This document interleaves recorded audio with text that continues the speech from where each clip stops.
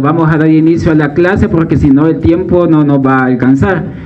Como estamos viendo las partes de las infecciones causadas por el mintos, la licenciada de Cermeño acaba de exponer lo que es enterobiasis con estrongiloidiosis.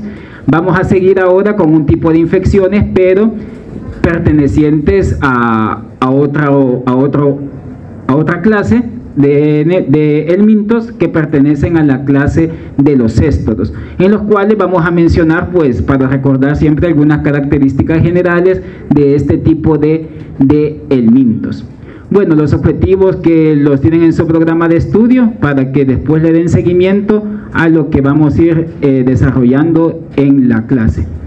Dentro de los objetivos menciona que hay que identificar las principales infecciones o parasitosis causadas por céstodos, que son diversas, pero en este cuadro solamente he considerado pues las que epidemiológicamente son más sobresalientes a nivel mundial, en las cuales podemos ver acá las que son causadas por el género Taenia en sus dos especies, Taenia solium y Taenia saginata, ¿verdad? Y la enfermedad que produce. En el caso de Taenia solium, recordemos que puede producir dos parasitosis, lo que es la teniasis y la cisticercosis. En el caso de Taenia saginata, únicamente da lo que es cuadro de teniasis, no produce cisticercosis. Eso hay que tenerlo bien presente. En el caso de las infecciones por Hymenolépis, ya sea Hymenolépis nana o Hymenolépis diminuta, el cuadro clínico, la enfermedad se conoce como hymenolepiasis. Y en el caso pues de la causada por Diphyllobothrium latum, pues Diphyllobothriasis, que en nuestro medio pues no es tan común, al igual pues que la hidatidosis, ya sea en su variante quística o alveolar, por estos céstodos, Echinococcus granulosus o Echinococcus multiloculares, pues tampoco son tan prevalentes en nuestro medio.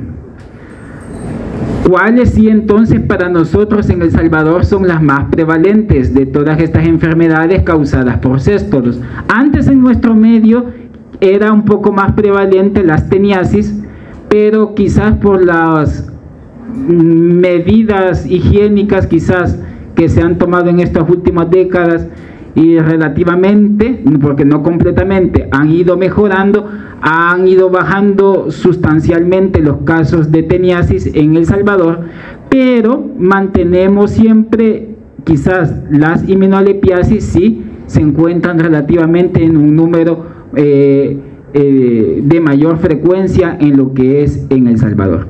Ahora, esta por ejemplo, la Diphyllobothriasis no es tan prevalente en nuestra área, ¿verdad? Más que todo es en países de clima templado o en países asiáticos donde tienen la costumbre más que todo de comer pescados crudos.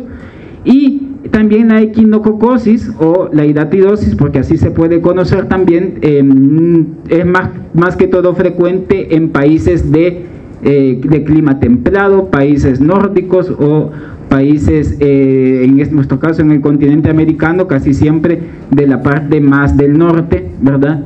Canadá y Estados Unidos. Y en Sudamérica quizás un poco era más frecuente en la Argentina. Bueno, vamos a mencionar algunas generalidades solo para que aterricemos un poco sobre lo que es esta parasitosis y recordar algunas de las características generales que tienen este tipo de helmintos. Recordemos pues que, como han estado viendo, estos helmintos significa, ¿qué significa helmintos? La palabra helmintos, gusano, ¿verdad? Son gusanos, ¿verdad? Las infecciones causadas por helmintos pueden ser por nematelmintos o platelmintos, ¿verdad? Hay estos dos diferentes filum. Pero en el caso de el que nos interesa, que los platelmintos, recordemos esa característica general que tiene de ser aplanados, ¿verdad? Porque por eso se llaman platelmintos. Hay dos, los céstodos y los tremátodos. Lo único que los céstodos, ¿qué pasa con ellos? A comparación de que son aplanados, al igual que los tremátodos, ¿qué pasa? Son segmentados, exacto, tiene razón, son segmentados, pero también son alargados, ¿verdad? Y decimos que tienen el aspecto de como de cinta, ¿verdad? Esa es la característica peculiar que tienen los adultos, porque esta es una característica macroscópica de los adultos, que son gusanos, que son segmentados, como dice la compañera, que son aplanados, ¿verdad? Y que son alargados en forma de cinta. También son organismos pluricelulares, es decir, constituidos por múltiples células, a diferencia de otras infecciones que han visto que son causadas por protozoarios que son unicelulares. En este caso estos organismos no lo son, y también son hermafroditas, es decir, en cada segmento o proglótido que está constituyendo el estróbilo de los adultos de estos céstodos, en ese mismo proglótido está tanto los órganos de reproducción masculino como femenino, en el mismo segmento. ¿Qué pasa con los nemátodos, por ejemplo? Los nemátodos sí son cuando hay sexos separados, son dioicos, ¿verdad? Son dioicos. En cambio los céstodos no lo son. Ahora, los ciclos de vida de estos céstodos son relativamente un poco complejos, ¿verdad? Porque aquí casi siempre va a haber dos tipos de hospedero. Va a haber un hospedero intermediario, ¿verdad? Que va a alojar siempre las formas larvarias, y un hospedero definitivo que va a alojar casi siempre las formas adultas, exacto, ¿verdad? Y al igual que otros helmintos, pues también los céstodos poseen tres estadios de manera general: el estadio de huevo, el estadio de larva y el estadio de adulto. Ahora, fíjense cómo poníamos acá en esta diapositiva, para cada enfermedad va a depender qué forma parasitaria se está alojando en el humano.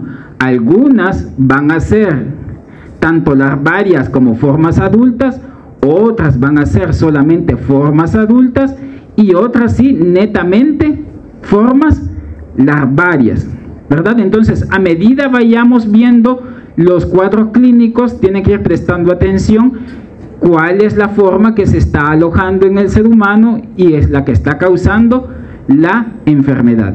Y durante el ciclo biológico, cuando vayamos describiendo también quién se va a comportar como hospedero definitivo y quién como hospedero intermediario.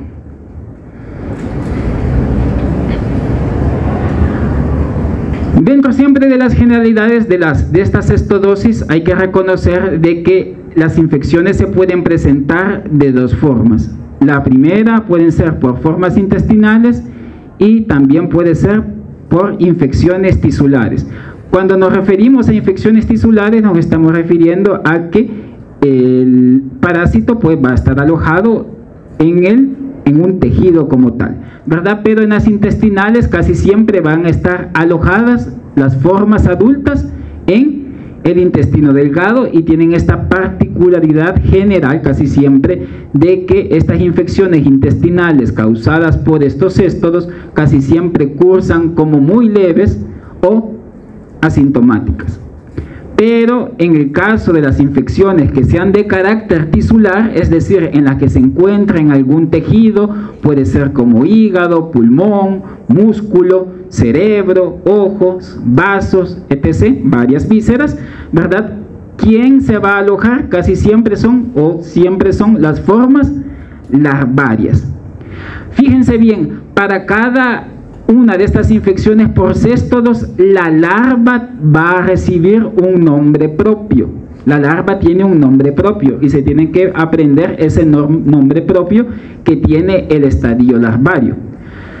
Estas infecciones tisulares también son la presentación clínica suelen ser usualmente las más graves en comparación con las que son de carácter intestinal, pero ¿quién va a determinar un poco la gravedad de esta infección de carácter tisular? Va a ser a dónde está ubicado el estadio larvario, ¿sí? No va a ser lo mismo que una forma larvaria esté alojada en el sistema nervioso central, por ejemplo, a que un estadio larvario se encuentre alojado en el tejido celular subcutáneo, ¿verdad? Por la relevancia que tienen o la diferencia que tienen esos dos dos tejidos. ¿Vamos bien?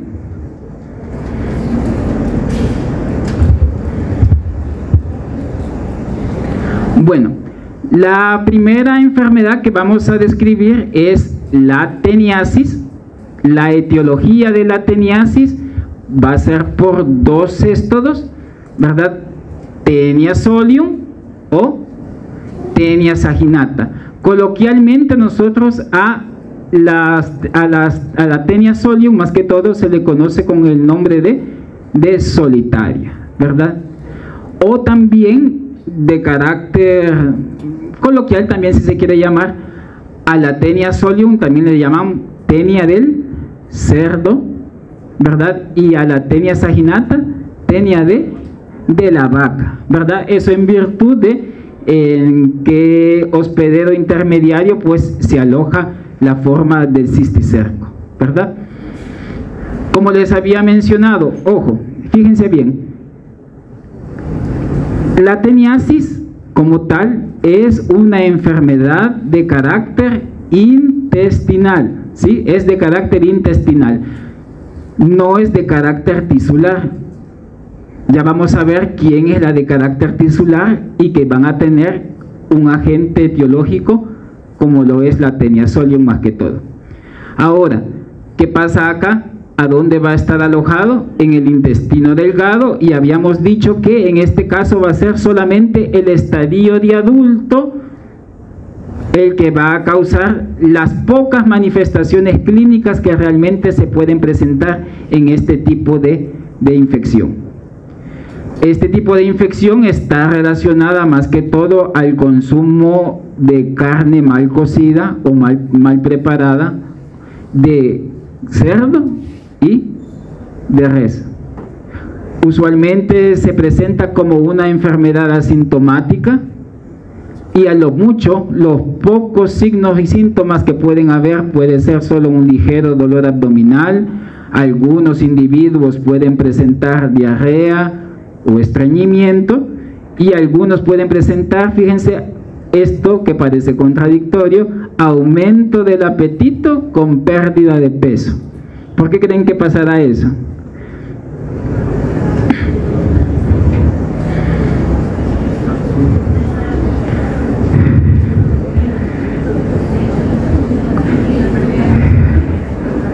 Fíjense que no es tanto por las diarreas, porque no es que sean unas diarreas tal vez tan características como en las que son las infecciones por algunos virus que pueden causar diarrea o algunos protozoarios que pueden causar diarrea, sino lo que pasa es que ustedes se recuerdan cómo es que se alimentan los céstodos, por absorción, exacto, ¿verdad? ¿Cuánto logra medir un adulto de tenia? Puede lograr medir de entre 2 a 4 metros, ¿sí? El intestino delgado, ¿cuánto mide la longitud? Más o menos anda por 6 a 7 metros. Imagínense que este céstodo puede abarcar prácticamente casi que toda la longitud del mismo intestino delgado. Entonces, por absorción, como mencionan los compañeros, lo que hace es roba la mayoría de nutrientes que puede ingerir el individuo, y por eso es que siente esa necesidad de que, porque está alojado otro ser vivo en su interior, esa necesidad de comer más, pero esos nutrientes no son captados porque los absorbe el parásito. En épocas antiguas incluso surgió un momento en que se les daba a los individuos, o ellos compraban las larvas de cisticerco para que se pudieran ingerir y desarrollar la solitaria en el interior para perder peso, ¿verdad? Para perder peso. Pero ya vamos a ver, aparte de que es incorrecto, porque, vaya silencio, se corre un riesgo más que todo en este tipo de infecciones cuando se mantiene el adulto en el individuo. Ya vamos a ver en qué. Entonces también puede haber lo que es prurito anal también, y debilidad también por la pérdida pues de los nutrientes que no se están absorbiendo adecuadamente. Esto solo para que nos recordemos de la morfología en general de todos los céstodos. Si ustedes se recuerdan, los céstodos tienen 3 partes.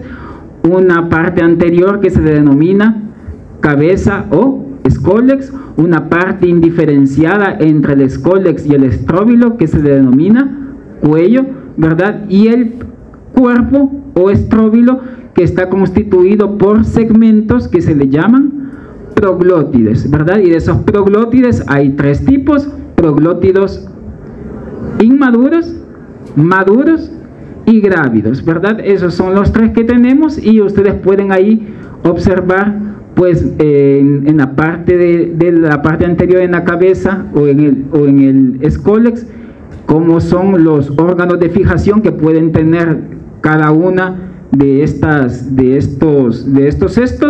En el caso pues de Taenia solium, se recuerdan ustedes que tiene un rostelo con una corona doble de ganchos y también tiene 4 ventosas, ¿verdad? Eso le sirve como órgano de fijación. Y en el caso de Taenia saginata tiene un rostelo inerme. ¿Qué quiere decir eso? Que no tiene la corona de ganchos, ¿verdad? Por eso le decimos a este tipo de rostelo armado, porque tiene una corona doble de ganchos. En cambio acá, que no se aprecia bien el rostelo como tal, pero no, aquí en el caso de Taenia saginata es un rostelo inerme, es decir, no tiene una corona de ganchos, pero sí tiene 4 ventosas que le sirven como órgano de fijación. Ahora, en el caso de los proglótidos, fíjense que cómo van a diferenciar en el laboratorio, porque creo que en una práctica se va a ver cómo se diferencia un proglótido grávido, por ejemplo, de Taenia solium a de Taenia saginata, ¿verdad? Nos vamos a basar en el número de ramificaciones uterinas que se encuentran. ¿Quién tiene mayor ramificaciones uterinas? Taenia saginata, ¿verdad? Vamos a decir que tienen más de 13 ramificaciones uterinas. En cambio, Taenia solium tiene menos de 13 ramificaciones uterinas. También otro es el tamaño. ¿Quién es más grande? El de Taenia saginata. Es más pequeño el de Taenia solium, ¿verdad? Decimos que el de Taenia saginata es más largo que ancho, y el de Taenia solium es más ancho que largo, ¿verdad? Eso nos sirve para identificarlo. Y la presencia pues de los huevos, que nosotros los podemos detectar en los exámenes coproparasitológicos, y que en el laboratorio pues nosotros los vamos a describir. Solo para que recordemos un poquito sobre el ciclo vital de este tipo de cestodosis. Si ustedes se recuerdan, como hemos mencionado, el hombre, el ser humano, es el hospedero definitivo. Él va a alojar las formas adultas, o el adulto de Taenia solium o de Taenia saginata. Entonces, en las heces, ¿verdad?, van a aparecer lo que son los huevos que salen de esos proglótidos grávidos, o los mismos proglótidos grávidos también pueden salir en la materia fecal. Y lo que sucede es que se descomponen rápidamente esos proglótidos, porque el tegumento es bastante lábil de estos éstodos, y salen y quedan permanente pues ahí lo que son los huevos que estaban contenidos en el interior de esos proglótidos grávidos, ¿verdad? Esas dos estructuras se pueden ver en las heces, o pueden ser que veamos únicamente huevos, o también pueden aparecer los proglótidos. Ahora, ¿qué sucede? Que estos huevos caen en lo que es en el suelo, ¿verdad? Y animales rumiantes que están pastando en ese suelo pueden ingerir pues estos huevos. En el caso del ganado vacuno, desarrollaría o ingeriría lo que son los huevos de Taenia saginata, y en el caso de los cerdos, los huevos de Taenia solium. Y lo que va a pasar es que la oncósfera que está en ese huevo pues va a penetrar la pared intestinal de estos dos hospederos, que serían definitivos o intermediarios. Intermediarios van a desarrollar lo que es en el tejido, más que todo muscular, el cisticerco, que esta es la forma larvaria, Ahora, el ser humano va a ingerir esa carne mal cocinada, ya sea de cerdo o de res, y va a desarrollar después en su intestino las formas adultas, ¿sí? Entonces ya podemos aquí saber quién es hospedero intermediario, quién es hospedero definitivo, ¿verdad? Y aquí ya dijimos una cosa, el estadio larvario de Taenia, sea Solium o Saginata, se llama cisticerco. Ya ven, tiene nombre propio.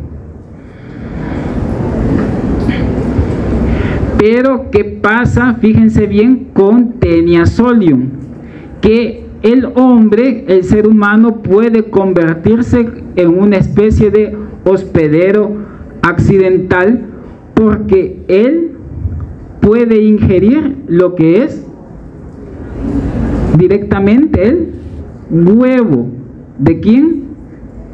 De Taenia Solium, no es de Taenia Saginata, sino de Taenia Solium, y va a desarrollar el ser humano en los tejidos el cisticerco, exacto, el cisticerco. Y este cisticerco pues se puede alojar en diferentes órganos, más que todo pueden estar en cerebro, en ojos, en tejido celular subcutáneo o en músculo estriado, ¿sí?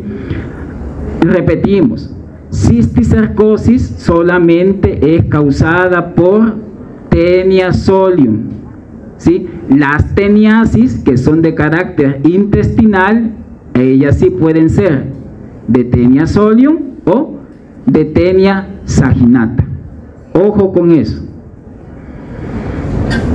Ahora vamos a mencionar el cuadro clínico, que es la cisticercosis, y fíjense que por eso ponemos acá que etiológicamente la etiología de esta enfermedad es únicamente Taenia Solium, ¿verdad? No, por eso no ponemos acá a Taenia Saginata. Y como habíamos dicho, en este caso, en esta enfermedad, el ser humano va a actuar como un hospedero intermediario o como un hospedero accidental en este sentido, ¿sí? Ahora, la enfermedad o la gravedad de esta cisticercosis está dada, decíamos, casi siempre por donde se encuentra alojado el estadio larvario. Y la forma más grave de cisticercosis recibe el nombre de neurocisticercosis, ¿sí?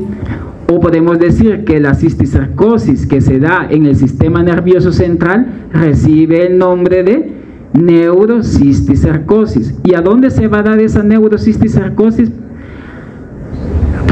Puede aparecer el estadio larvario en las meninges, puede estar en la masa encefálica o puede alojarse también en médula espinal.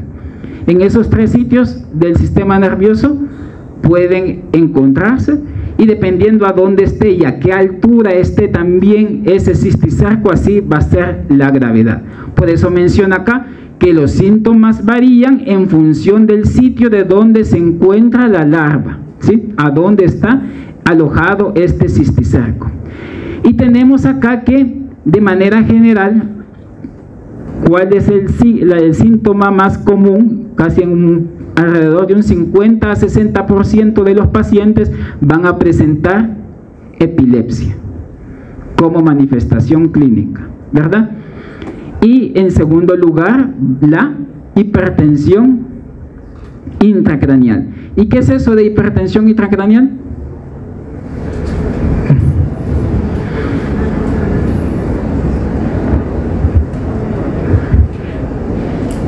Ajá, ¿obstrucción de qué? ¿Conductos qué? De la sangre.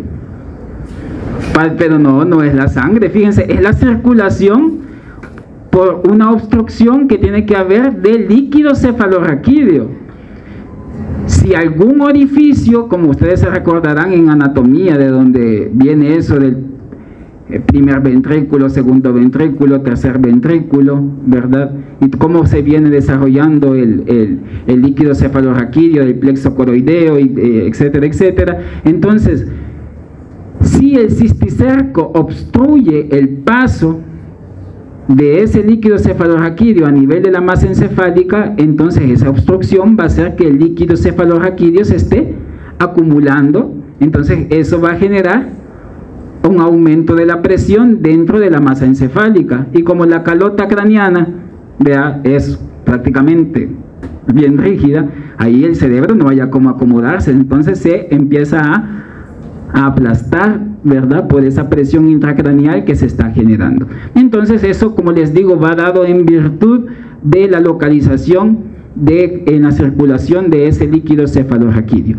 Entonces por eso decimos que en primer lugar, esto, recordemos, la epilepsia va a ser considerado quizás la manifestación clínica más frecuente, y en segundo lugar puede ser la hipertensión intracraneal.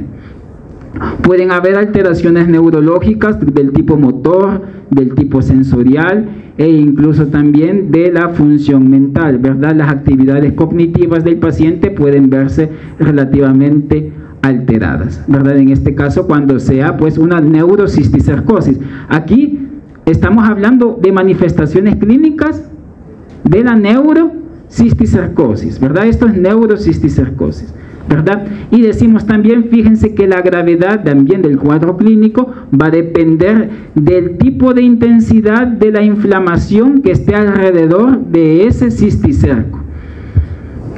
Fíjense que no es tanto en sí el parásito como tal el que está causando el daño, sino la misma reacción inflamatoria del individuo que monta sobre ese estadio larvario que se encuentra alojado en el sistema nervioso. Y ustedes lo pueden ver acá como esas bolitas o bolsitas vesiculares contenidas de líquido, en el cual pues se encuentra en su interior invaginado o evaginado, ¿verdad? Un pequeño, ¿cómo se llama?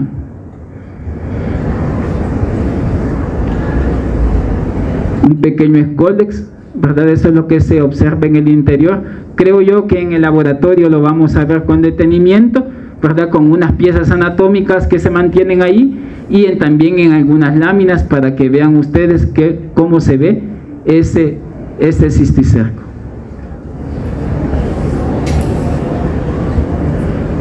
Ahora,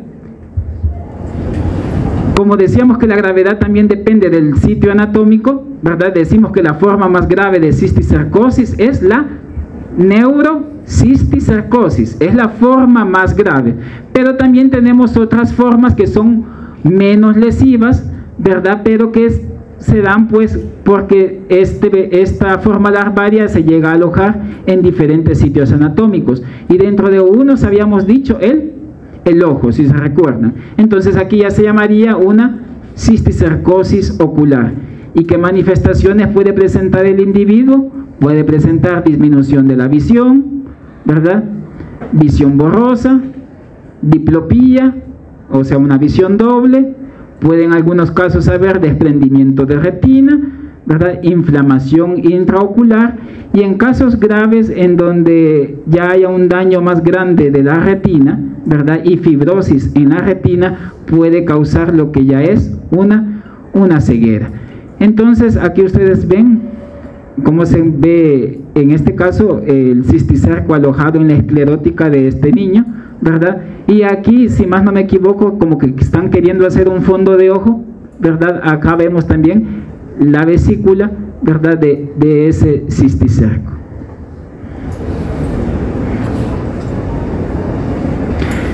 También puede haber cisticercosis muscular. ¿Qué tipo de músculo habíamos dicho? Músculo estriado, esquelético, ¿verdad? Frecuentemente es asintomática. Puede haber en estos individuos dolor o inflamación muscular. Puede haber una pseudohipertrofia muscular, es decir, agrandamiento de los músculos, pero no por hipertrofia fisiológica. No es que haga ejercicio, sino se ha puesto cholo esa parte del cuerpo porque tiene una gran cantidad de cisticercos, como ven acá en esta radiografía. Si ustedes ven estas pequeñas concreciones que se ven acá en el trayecto de este hueso, ¿cómo se llama el hueso? El fémur, vea, como ven acá, toda esa gran cantidad de opalescencias que se ven acá son cisticercos, ¿verdad? Y los quistes que se generan, pues pueden calcificarse, ¿verdad? Y ser visibles en radiografías, más que todo. Esto cuando ya han pasado muchos años y el cisticerco, pues lo que ha pasado de estar tanto tiempo en el tejido, ya prácticamente se ha hecho duro porque se ha calcificado y evidentemente pues se puede manifestar radiológicamente. La forma quizás menos lesiva es esta, ¿verdad? Una cisticercosis subcutánea en donde puede haber formación de nódulos indoloros y palpables pues debajo de la piel, y al igual que la cisticercosis muscular es casi siempre asintomática, ¿verdad? Salvo por la evidencia del nódulo visible o que se puede palpar en el individuo. Ahora, para el diagnóstico de la teniasis o de la cisticercosis, bueno, obviamente, si yo quiero hacer diagnóstico en este caso de teniasis, porque es de carácter intestinal, ¿qué vamos a recomendar? Un examen general de heces. ¿Qué se va a ver en ese examen general de heces? Puede verse los huevos característicos de tenia o también los proglótidos que pueden aparecer, ¿sí? Recordemos que los huevos de tenia son morfológicamente idénticos, no podemos saber si es de tenia solium o tenia saginata dependiendo de la morfología. Por eso en el laboratorio solamente se les puede reportar como tenia SP, ¿sí? Ahora, cuando nos apoyamos de otras técnicas como el método de Graham, que también lo vamos a ver en el laboratorio, que es un método que se hace con cinta adhesiva en la región perianal, más que todo de niños. Esto lo hacemos más que todo para la búsqueda de huevos de oxiuros, pero eventualmente pueden aparecer también proglótidos en la región perianal y pueden ser capturados por ese método de Graham y pueden observarse allí. Y ya en la identificación de los proglótidos, ¿qué creen ustedes? ¿Podemos decir especie del proglótido? Sí, ¿verdad? Porque ya dijimos cómo hacemos esa identificación de especie en base a las ramificaciones uterinas. Pueden hacerse estudios de imágenes, pero ¿en qué situación? En la cisticercosis. Nos apoyamos o se van a apoyar ustedes mucho de estudios radiológicos, ¿verdad? Pueden dejar radiografías, pero más que todo no tanto radiografías. ¿Por qué? Porque dependiendo, fíjense, del tiempo que lleve ese cisticerco, hay unos cisticercos que son más vesiculares o coloidales, dice la literatura, que calcificados, porque calcificados sí se pueden ver radiológicamente por las opacidades, pero cuando son coloidales o vesiculares ya las radiografías no sirven de mucho, pero tenemos métodos de imagen que son más fidedignos porque ya utilizan medios de contraste para evidenciar las lesiones en el sistema nervioso central más que todo. ¿Qué se van a apoyar? De tomografía axial computarizada, que la conocen como TAC, y la otra más específica todavía, las resonancias magnéticas, ¿verdad? Entonces, a través de estas técnicas de imágenes, pues se hace el diagnóstico más que todo de la neurocisticercosis. Pueden utilizarse métodos serológicos, ¿verdad?, para buscar anticuerpos que se desarrollen contra el parásito. Esto puede hacerse a través de la técnica de ELISA, en la que se puede implementar, usar suero del paciente para la búsqueda de esos anticuerpos, o también para la búsqueda de antígenos parasitarios puede utilizarse el líquido cefalorraquídeo en el caso también de una neurocisticercosis. En estudios post-mortem también puede hacerse estudios histopatológicos para evidenciar la presencia también de ese cisticerco ¿en dónde creen? Si son estudios post-mortem, ¿a dónde creen que estarían? En el cerebro, ¿verdad? En el cerebro, en la masa encefálica, así como el que vimos. ¿Se fijaron que había un cerebrito? Eso ya es un estudio post-mortem, ahí el paciente tuvo que haber muerto.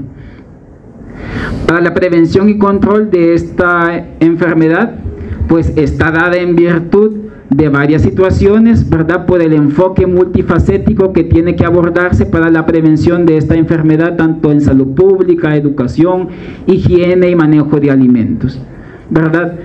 Que hay que tener en cuenta que hay que tener una disposición adecuada de las excretas humanas para que los cerdos no consuman esas heces humanas, ¿sí?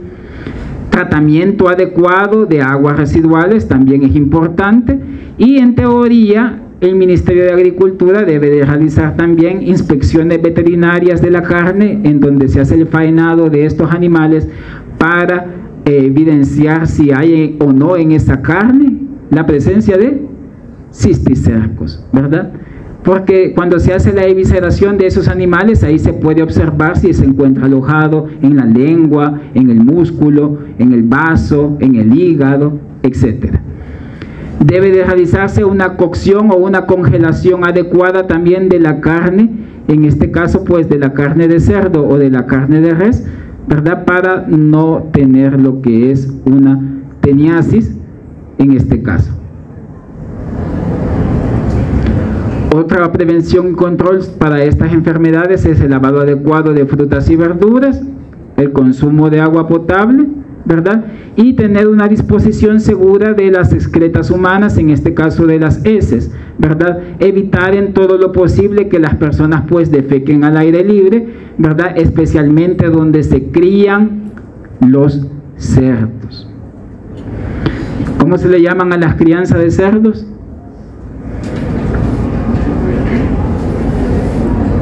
O el conjunto de cerdos.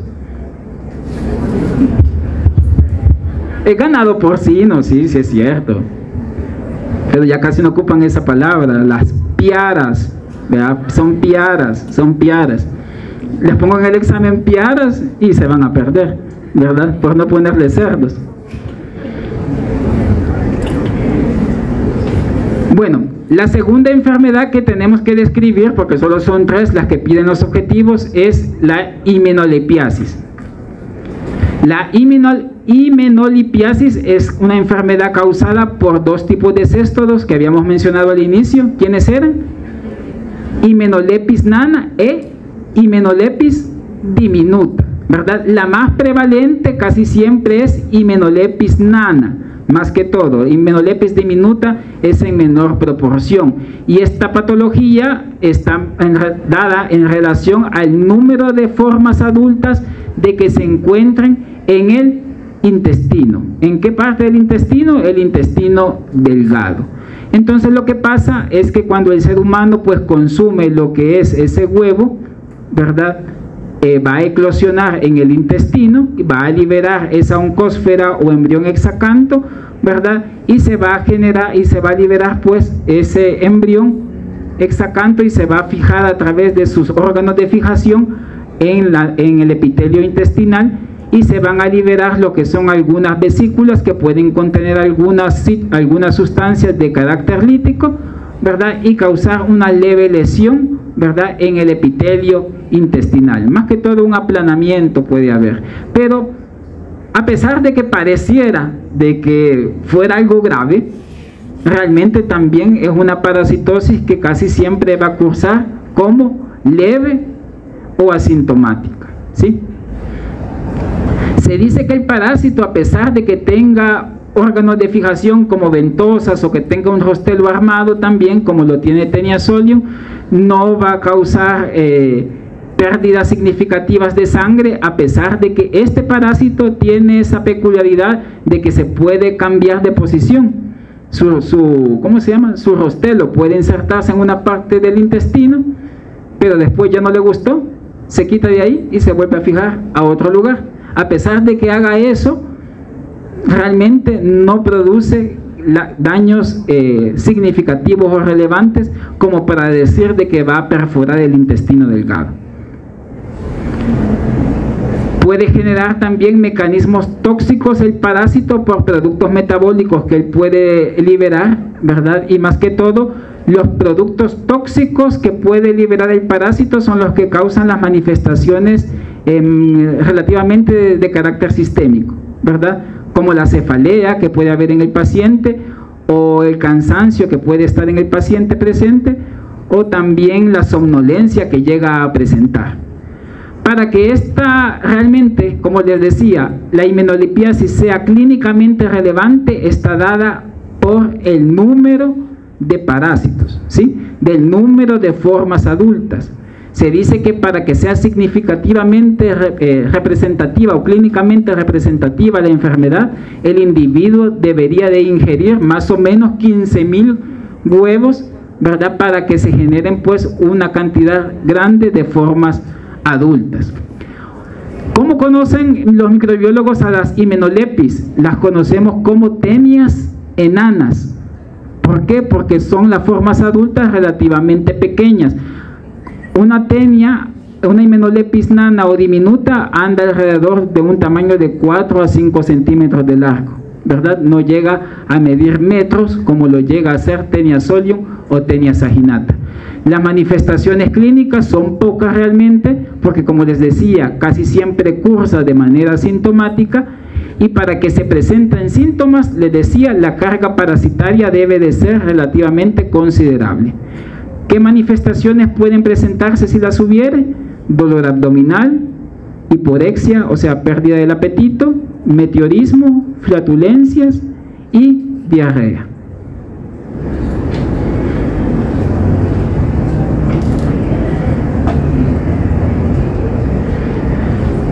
Aquí, bueno, les va a quedar, bueno, o vamos a ver, quiero ver, más o menos lo que es el ciclo de vida del parásito. En el ser humano se pueden dar dos ciclos, ¿verdad? Un ciclo directo y un ciclo indirecto, en el caso de las infecciones por Hymenoplepis nana. En las por Hymenoplepis diminuta solamente se da el ciclo indirecto, ¿sí?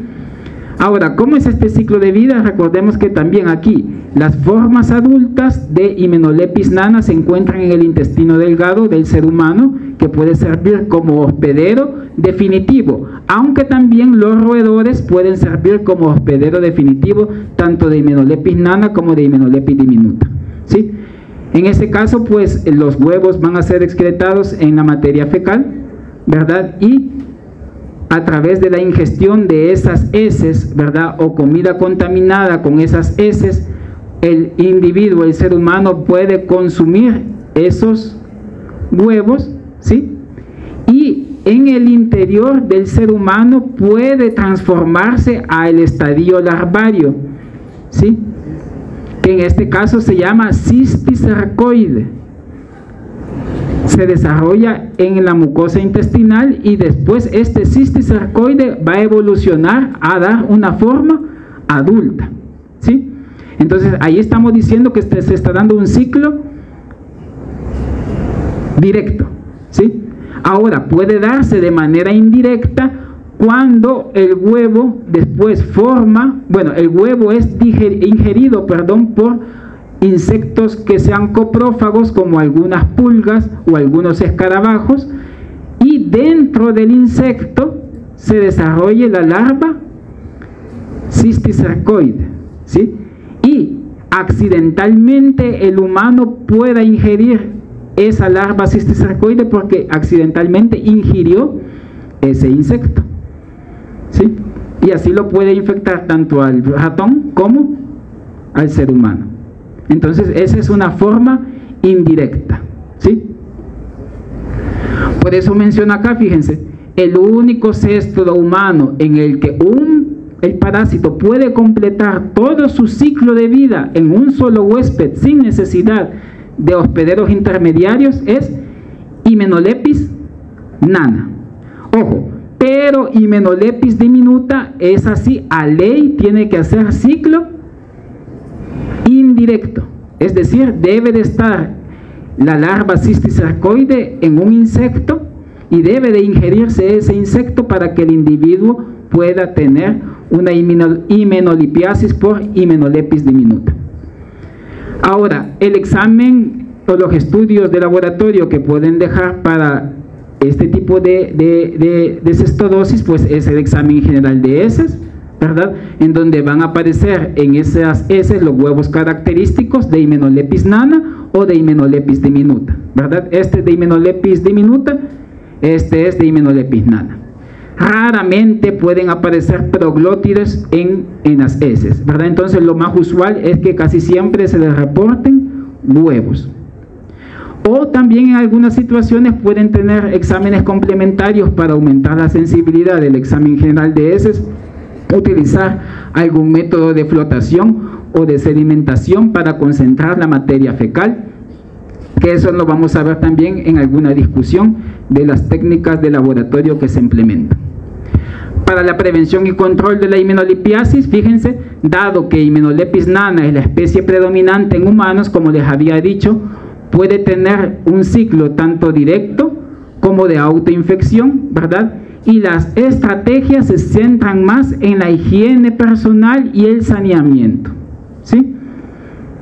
Pero para la himenolipiasis por Hymenolepis diminuta, lo que hay que hacer también es evitar o tener contacto los alimentos con escarabajos, insectos, ¿verdad? Y tener lo que es estos alimentos muy bien conservados para que no puedan llegar ese tipo de insectos y accidentalmente pues los consumamos, ¿verdad? Y tengamos una himenolipiasis por Hymenolepis diminuta, ¿verdad?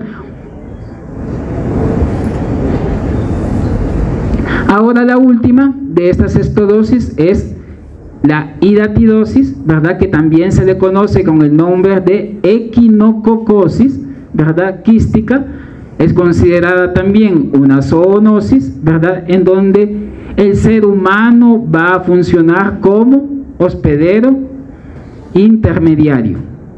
¿Y quién va a ser el hospedero definitivo de este tipo de infecciones? Los perros y algunos cánidos silvestres, como lobos, como zorros o como coyotes. Y la forma larvaria, ¿cómo se llama? Quiste hidatídico. En ateniasis, en la cisticercosis, ¿cómo se llamaba? Cisticerco, ¿verdad? Y en la himenolipiasis, larva cisticercoide. Y en la hidatidosis, quiste hidatídico, se llama el estadio larvario. El ciclo de vida de este parásito es que las formas adultas habíamos dicho que se encuentran ¿en quién?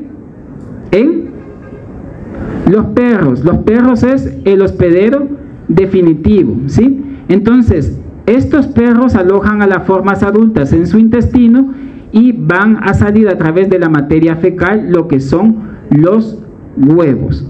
Ahora, estos huevos van a contaminar el pasto o el césped de donde se encuentran las ovejas, más que todo el ganado bovino, ganado caprino, ¿verdad? O puede ser incluso ganado porcino, y en lo que están pastando esos animales van a consumir los huevos que han salido del intestino de los perros infectados y que van a desarrollar en el hospedero intermediario el quiste hidatídico.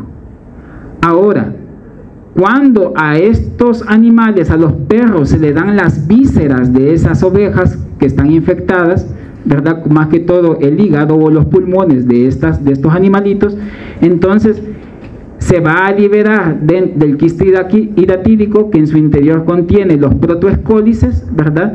Y esos protoescólices van a llegar a atacar el intestino delgado y desarrollar después la forma adulta en el intestino delgado de los perros.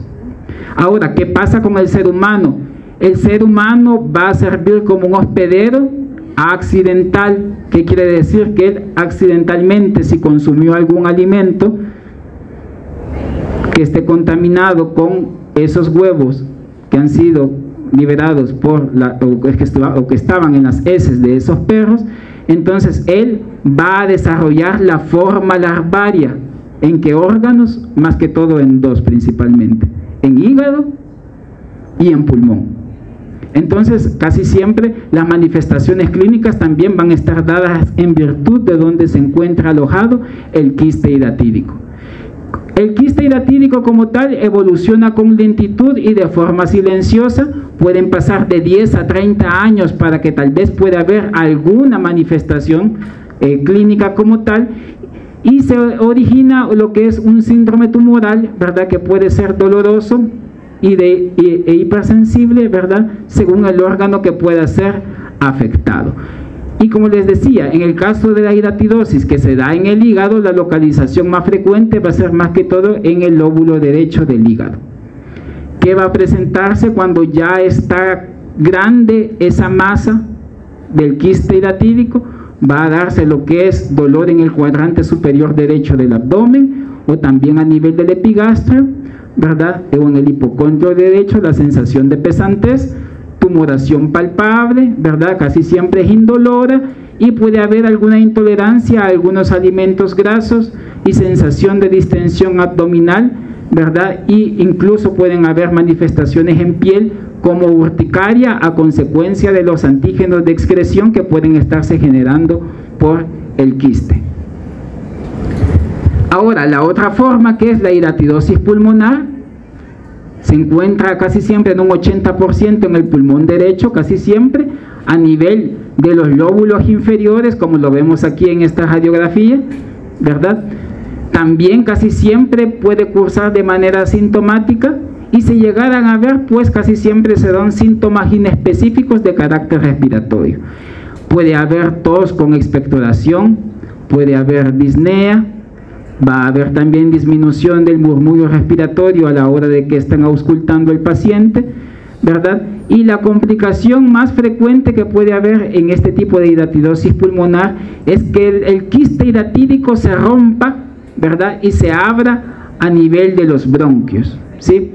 Y llegue a una complicación de que pueda sobreinfectarse esa abertura de ese quiste y ese contenido salga hacia el exterior, ¿verdad? De ese material purulento por esa sobreinfección, ¿verdad? Y es lo que se le conoce como vomica, ¿verdad?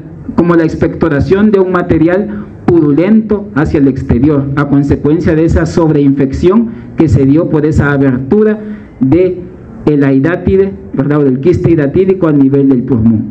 Y también puede ser acompañado, también en el peor de los casos, también de sangre a nivel de la expectoración.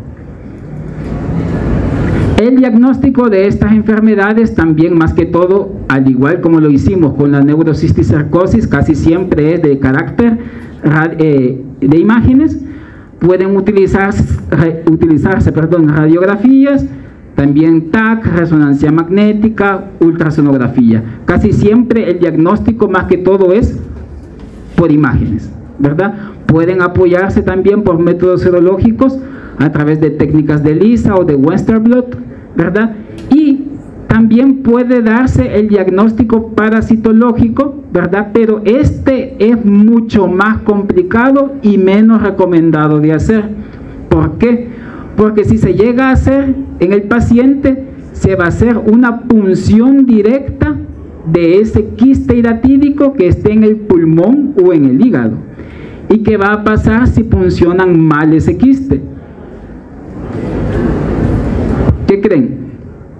Se va a esparcir el contenido de los quistes. En su interior se tiene lo que son esos protoescólices, ¿verdad? Entonces esos protoescólices se van a liberar por esa punción mal hecha y se van a implantar en otros sitios anatómicos, y en vez de ayudar al paciente, pues se complica. Entonces, por eso esto no es tan recomendado de hacerlo, ¿verdad? Más que todo, por eso les digo, el diagnóstico por imágenes es lo más habitual. Para la prevención y control de esta enfermedad, pues se recomienda tener desparasitación de los perros, ¿verdad? No alimentar a estos caninos, ¿verdad? Con vísceras crudas, peor de oveja, ¿verdad? O de ganado caprino, ¿verdad? Debe de darse inspección veterinaria en los mataderos también, que verifiquen cómo están esos animales, ¿verdad? Mejorar o no hacer las prácticas de faenado en los domicilios, ¿verdad? Porque si más no me equivoco, en nuestro país está prohibido de que se descuarticen animales en lugares de habitación, ¿verdad? Realizar el lavado de manos adecuado, ¿verdad? Para que en este caso el humano no pueda ingerir alimentos o ingerir materia fecal de los perros. Hay que tener sumamente cuidado, ¿verdad?, cuando están manipulando las heces de los perritos, porque más que todo eso es obligatorio de que los que tienen perros pues recojan esa materia fecal, la depositen en bolsitas adecuadas y no se olviden pues que deben de lavarse adecuadamente las manos, ¿verdad? Y evitar el contacto fecal oral con los perros, ¿verdad? Cuando se nos suben a nosotros, que nos besan, que nos lamen, ellos se estuvieron lamiendo quizás por otra parte, le lamen la cara, ¿verdad? Entonces en alguna situación pues también pueden contaminarse con materia fecal de los perros. Y ojo, fíjense que no